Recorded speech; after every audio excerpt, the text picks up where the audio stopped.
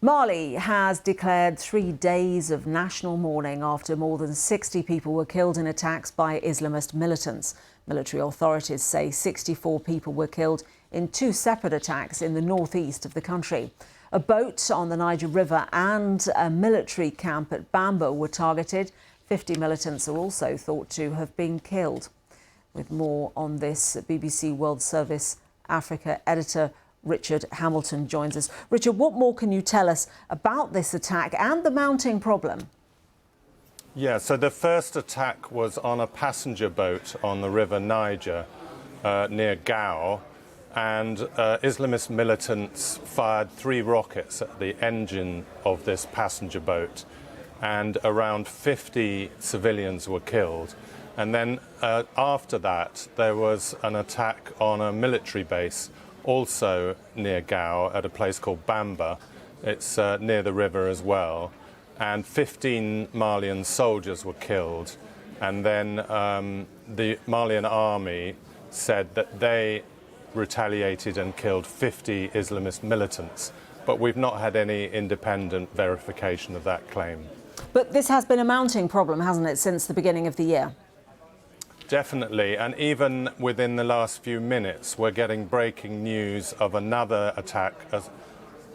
Two vans driven into a military army base in northern Mali, and with a believed suicide attack. And as you say, the security situation is getting much worse.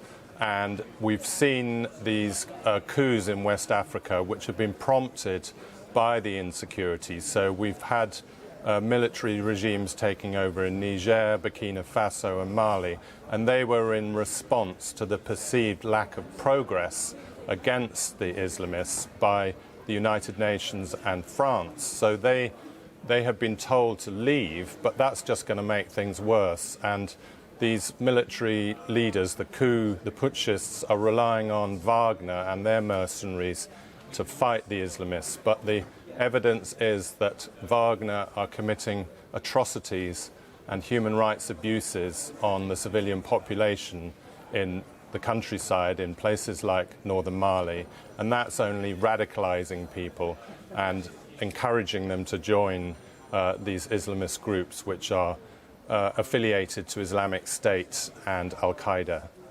You mentioned the departure of peacekeeping forces there in Mali. And then an upsurge in the violence in response to that. Why is it that the Mali, their own forces, the country's forces, are not able to combat that? They just don't have the resources.